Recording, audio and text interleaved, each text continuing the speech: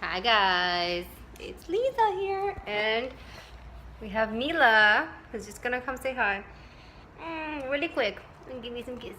Yes, my favorite. Alright guys, so let's dive into today's topic. And guess what? I'm gonna talk about grieving again. Yes, because this whole process has thrown me for such a loop that I didn't even, let me go this way, that I didn't expect, or I didn't know how to handle. And like, I'm about a year and a half in with my mom dying. And even like last week I had a new step. This week I have a new step. Last night I had a new realization. So, part of me wishes there was like a grieving guide, right? But even if there was, even if there are things, even if there are therapists that are going to say, oh, well, you're going to go through this step and this step, each one of our journeys is going to be completely different. But one thought that I had yesterday that has made at least my day today a lot better, and has made me feel better than I have been feeling, is I had a thought when I was like laying down on the couch and I was like with my husband and with my puppy, and I was like thinking, okay, let's say if I died, right? If I died, what would I want my family to feel like? Would I want my little puppy and my husband, I don't have kids, but would I want them to be really sad and like really depressed for a year and a half and not enjoying their life and not, and feeling guilty and not living their life to the fullest? Of course not. But that's what I felt like, because I felt guilty, like I'm living my life without my mom. Like she should be here, she should experience this. But in reality, even though I know the reality, right? I know the reality is that she's in heaven and she's having a good time up there and she's relaxed and they're at ease and they're with God. At least that's the way I picture it. Even though I know she's in a good place, it still hurts, right? It still hurts that we're down here. And we're at that age, like I'm almost 30, and we're not at the age where like our friends have been dying. Like if I talk to my grandma, like her friends are dying because she's 85, and that's what happens when you get older.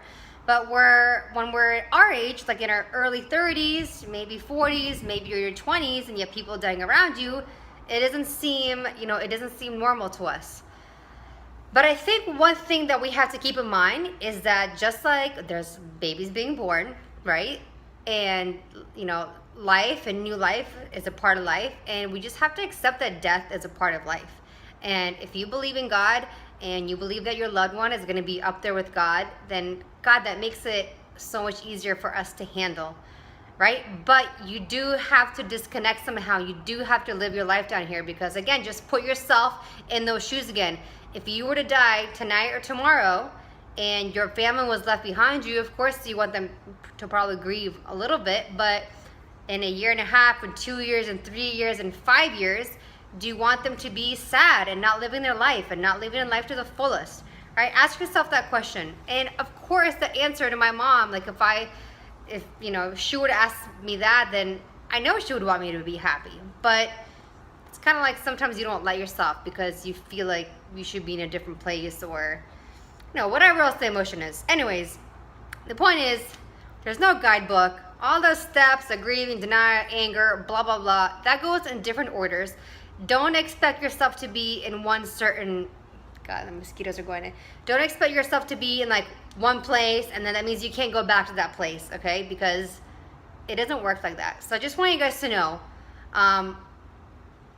I thought I was doing a better job of going through this, and maybe on the outside it looks like I was or I am, and sometimes I am, but other times like I really feel like crap, and like I feel depressed, but I don't want to feel depressed, so I'll deny it, So I think it's important not to deny those feelings, and that's what I've learned from working with like countless therapists and holistic people and massage therapists and acupuncture, and I've absorbed all the stuff from them because a lot of them have gone through it, and you do find your own journey.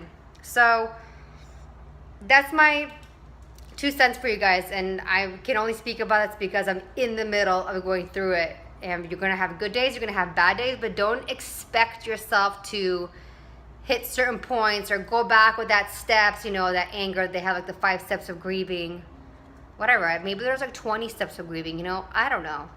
Anyways, guys, number one suggestion for anybody also going through this, go talk to somebody. It doesn't have to be even speaking like a traditional therapist. I went to one initially and like I hated it. I was like, this is stupid. I'm not going back. So I found other people. I found a holistic acupuncturist, and then I found a massage therapist.